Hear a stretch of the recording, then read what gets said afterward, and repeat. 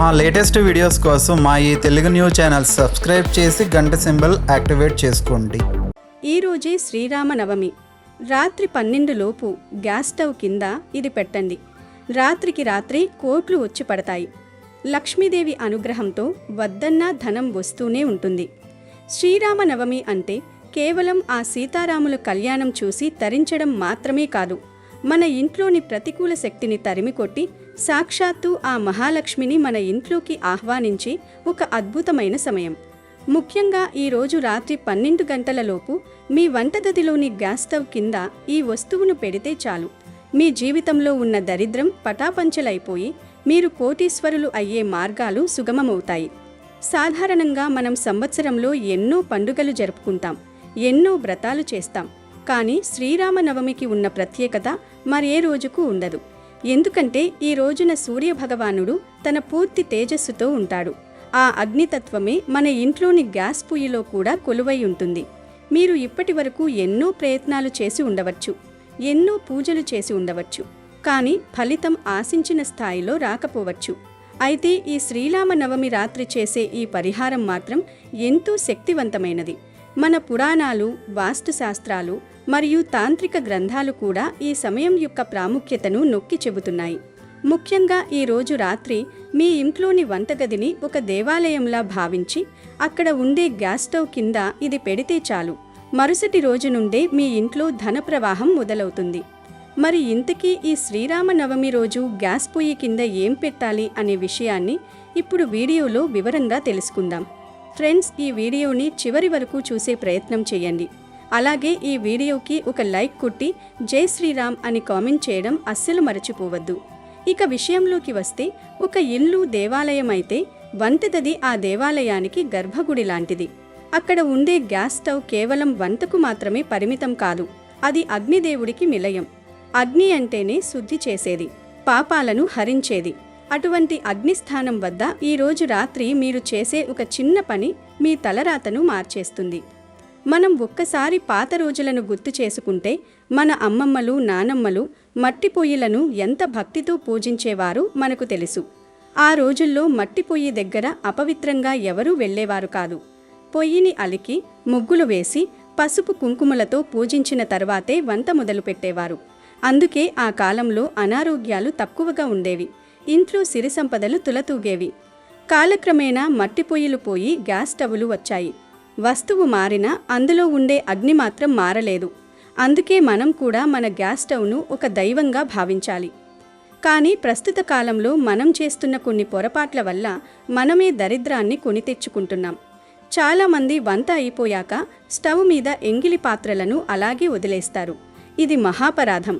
ఎంగిలి పాత్రలు స్టవ్ మీద ఉండటం అంటే లక్ష్మీదేవిని అవమానించడమే. అలాగే స్టవ్ మీద ఎప్పుడూ ఖాళీ పాత్రలను బోర్లించకూడదు, ఇది ఇంటి ఆర్థిక స్థితిని దిగజారుస్తుంది.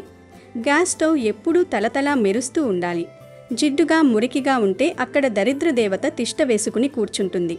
కాబట్టి ఈ శ్రీరామనవమి పర్వదినాన మీ వంటగదిని, ముఖ్యంగా గ్యాస్ స్టవ్ను శుభ్రంగా ఉంచుకోవడం మొదటి మెట్టు. ఇక అసలు విషయానికి వస్తే, ఈ రోజు రాత్రి గ్యాస్ పొయ్యి కింద పెట్టాల్సిన ఆ వస్తువు ఏమిటి అంటే, అది మన వంటింట్లో ఎప్పుడూ ఉండే ఉప్పు. అవును, ఉప్పు అంటే సాక్షాత్తు లక్ష్మీ స్వరూపం.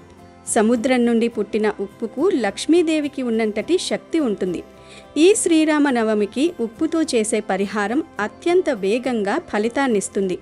ఎందుకంటే ఉప్పుకు నెగిటివ్ ఎనర్జీని లాగేసుకునే శక్తి అపారంగా ఉంటుంది. మీ ఇంటిని ఎవరైనా కళ్ళ దృష్టితో చూసినా, మీ ఎదుగుదలను చూసి ఓర్వలేకపోయినా ఆ ప్రతికూల శక్తిని ఈ ఉప్పు హరించివేస్తుంది.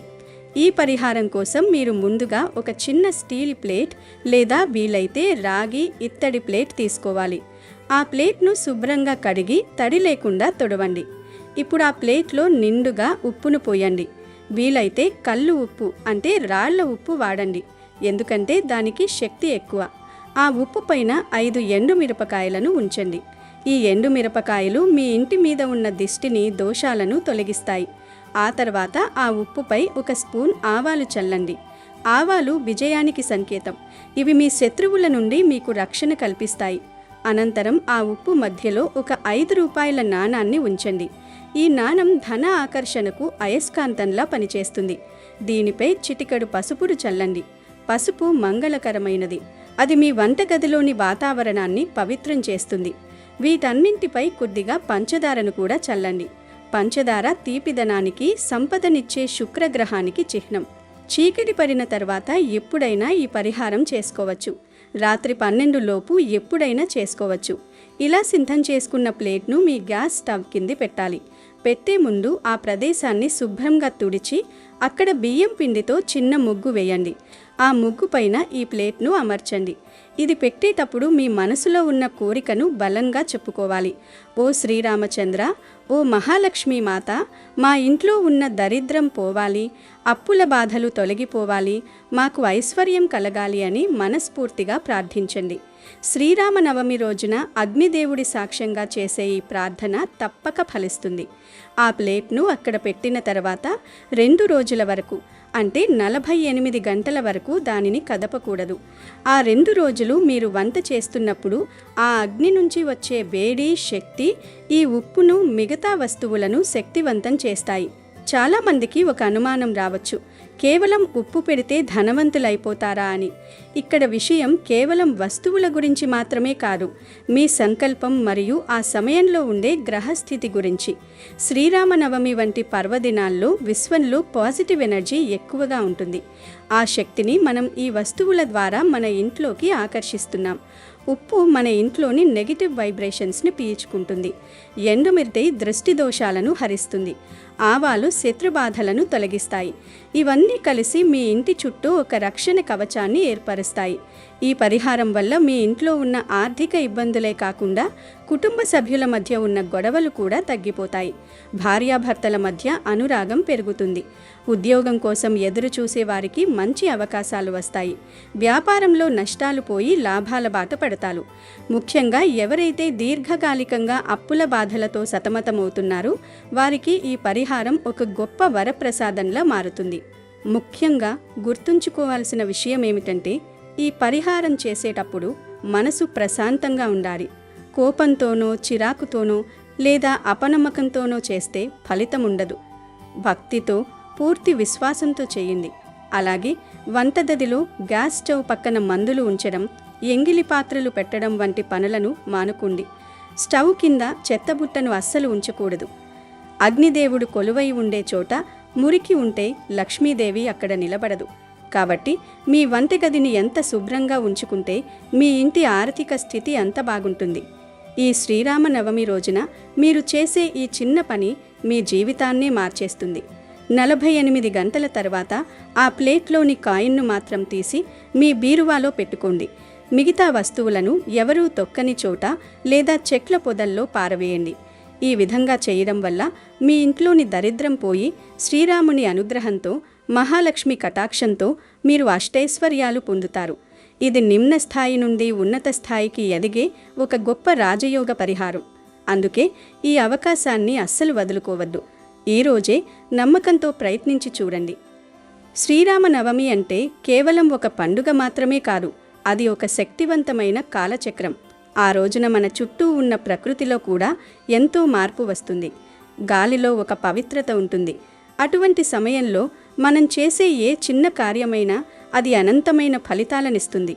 గ్యాస్ స్టవ్ దగ్గర ఈ పరిహారం చేయడం వెనుక ఉన్న అంతరార్థం ఏమిటంటే, వంటగది అనేది ఒక ఇంటికి జీవనాడి. అక్కడ నుండే మనకు శక్తినిచ్చే ఆహారం తయారవుతుంది. ఆ ఆహారం పవిత్రంగా ఉండాలి అంటే ఆ ప్రదేశం దోషరహితంగా ఉండాలి.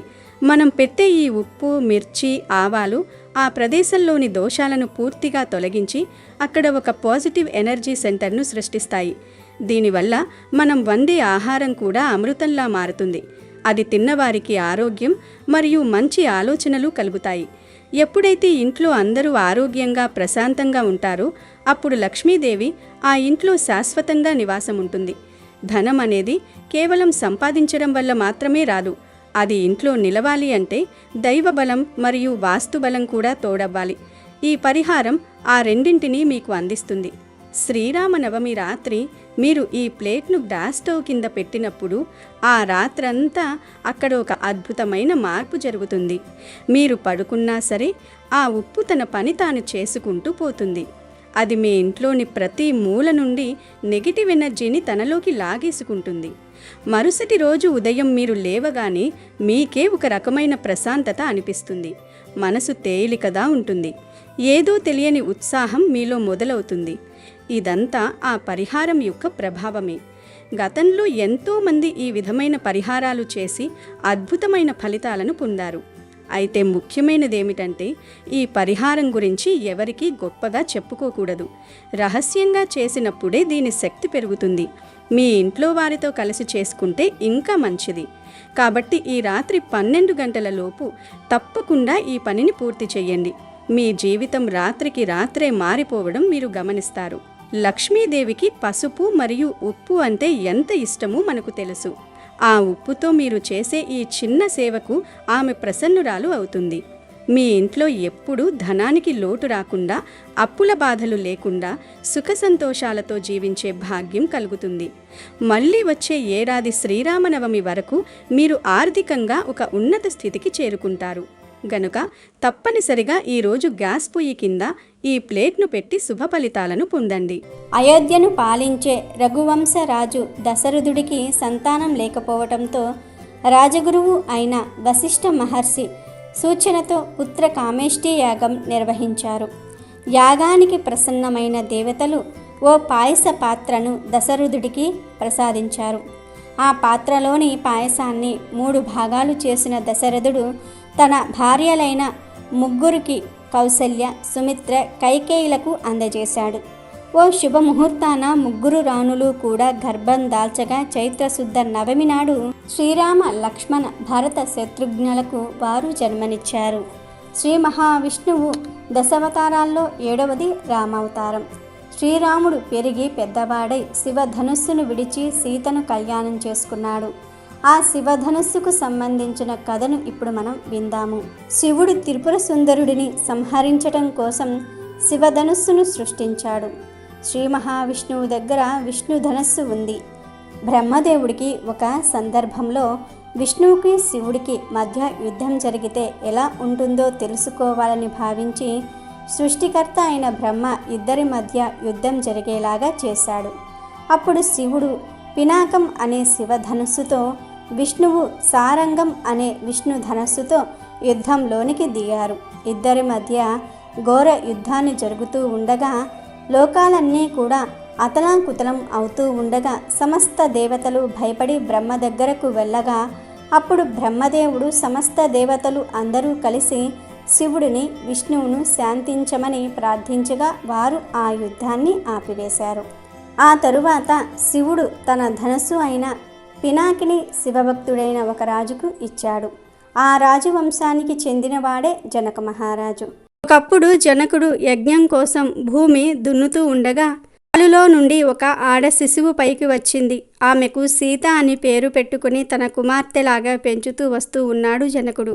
చిన్నతనంలో సీత ఓ రోజు బంతితో ఆడుతూ ఉండగా అది శివధనుస్సు కిందకి వెళ్ళింది. దానిని అవలోలగా ఆమె తన చేతులతో పైకి లేపింది. ఈ దృశ్యాన్ని చూసిన తండ్రి జనక మహారాజు ఆ రోజు నుంచే సీతకు తగిన వ్యక్తిని భర్తగా తేవాలని నిర్ణయించుకున్నాడు. శివధనుస్సుని ఎక్కుపెట్టిన వారికే సీతను ఇచ్చి పెళ్లి చేయడానికి ఆయన నిశ్చయించాడు.